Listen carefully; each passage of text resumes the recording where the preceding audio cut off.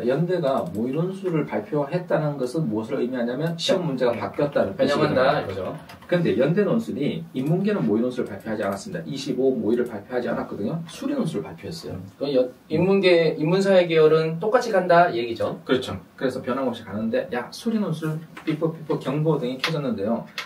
2시간 30분 볼 때는 과학논술까지 있었잖아요. 그래서 좀 길었죠. 과학논술 빼고 이제 수리논술만 출제하겠다 해서 시간을 1시간을 줄였어요. 그래서 90분입니다. 근데 그 정도 줄여서 뭐 그러면은 과학만 빠진 거구나 라고 생각했는데 뭐지 이거? 라는 생각이 들었어요. 수리논술이 서술형이 아니라 이거 뭐라고 해야 되나요? 이거 약술형 보기도 좀 그렇고 단답형 의도가 뭔지 일단 좀 생각을 해봐야 되는데 물론 이거 모의논술대로 나온다는 전제하입니다. 네, 그럼 일단 총괄적으로 한번 잘 안 보신 분들 있으니까 총괄적으로 설명을 한번 해드릴까요? 일단 단답형 문제가 생겼는데 단답형 문제라는 건 답만 써라 이거죠. 혹시 화면 띄울 수 있을까요?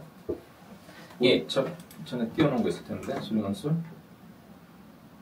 여기 만들어놓은 게 있나요? 이거 좀 찾아주실래요? 일단은 단답형이 있고 그리고 서술형이 있다. 그러니까 서술형이라고 하는 거는 예전에 수리논술과 동일한 방향으로 가는 문제들이다 라고 생각하면 되고 단답형은 답만 쓰면 된다. 이 6문제 중에요 1번부터 4번까지가 단답형이고요 5번, 6번이 서술형으로 나왔어요. 근데 또 서술형 안에서 또 소문하면 원래 뭐 소문하기 있는 거 그렇다 치고 네. 근데 이제 우리가 여기서 오해하면 안 되는 게 하나 있습니다. 뭐냐 단답형이니까 쉬운 건가 라고 생각하면 안 된다는 거죠. 단답형 문제도 난이도는 충분히 있고 이게 풀이도 깁니다 지금. 자, 단답형이요 문제가 4문제인데 각각 10점 10배점 돼 있고 소문항은 또 5점씩 배점이 돼 있어요. 자 1번 단답형 문제를 한번 보면요 되게 길게 무슨 이야기를 하고 있는데 근데 별건 아닙니다.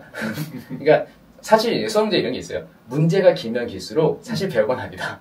왜냐면은 이거는 정확하게 설명을 해야지 오류가 없기 때문에 길게 설정을 해주는 거거든요. 네. 그래서 사실은 문제가 되게 아주 독특하진 않아요. 단답형 지금 이 문제들은. 근데 2번 문제도 마찬가지로 그냥 계산 문제입니다. 자, 3번 문제는 쪼개져 있네요. 이제 3번 문제가 사실은 이제 조금 유명한 문제 중에 하나긴 한데 이게 여기서부터는 약간의 실력차가 발생할 거예요. 왜냐면은 특히 이 문제, 3-1번 같은 문제가 아는 친구들은 알 텐데 옛날 문제 많이 풀어본 친구들은 이런 거 알아요. 그런데 요즘 수능의 경향은 아니에요. 뭐 그런 식의 문제라고 보면 되는 거고 그 다음에 확통 문제 나왔죠. 4번 확통 문제인데 이제 확통 문제면 이게 문제가 미적한 친구도 어떻게 해요? 아니 뭐 했어야지 뭐 이런 거죠. 했어야지. 네. 얘네들은 이 정도는 알아야 돼 이거요? 그러니까 확통과 관련되어 있는 문제죠. 그러니까 이게 반드시 이게 수열이라고 봐도 되고 확통이라고 봐도 되고 하여튼 복잡합니다. 근데 수열 쪽이 좀 가깝긴 한데 수열로 봐야 되겠네요. 수열 쪽에 가까운 건 확실한 거고 뭐 확률과 통계 형태에서 우리가 경우의 수 찾는 거랑 비슷한 맥락도 있다. 하여튼 다양하게 섞여 있다고 보면 됩니다. 자 이제 본격적으로 이제 이게 문제가 됩니다. 자, 근데 오히려 서술형이라고 나와 있는 문제들은 오히려 별로 문제가 안 돼요. 그래요? 왜냐면은 서술형 문제들 얘네들은 지금 그러니까 저는 이 모의논술의 의도는 정확히 모르겠는데 이 문제들이 너무 일반적이에요. 그러니까 보통의 문제예요. 그냥 보여주기식인가요? 그러니까 연대가 평상시에 내던 스타일의 문제는 전혀 아니에요 이게. 마지막 문제가 그나마 조금 이제 이건 성립하면 보기 쉬워 이런 거 있잖아요. 이제 이게 증명의 형태를 요구하긴 하는데 전반적으로 봤을 땐 연대가 뭐 문제를 이렇게 쉽게 내지? 라는 그런 생각을 할 수 있는. 그래서 처음에 저 이거 보고 연대 미래 캠퍼스야? 연대야? 이랬었어요. 근데 이게 90분 만에 이만큼 풀 수 있어요? 그건 어려워요. 그죠? 예, 문제가 아까 일반적인 형태라고 했잖아요. 되게 특별하진 않다. 근데도 이걸 90분에 다 푸는 건 어려워요. 그래서 의도를 모르겠다는 거예요. 아직은 잘. 실제 시험이 이럴지는 잘 모르겠어요. 저도. 연대가 원래 그런 거 있잖아요. 모의논술 이렇게 냈다가 실제 시험을 달게 되는 그런 거를 우리가 한번 당해봤잖아요, 예전에. 네, 그렇죠. 그러니까 꼭 이렇게 낸다라는 건 아닐 수 있는데 단답형과 서술형의 구조가 구분될 것이다. 요건 생각할 수 있는 거고 두 번째로는 지금 확통기하를 적극적으로 출제하진 않았어요, 지금.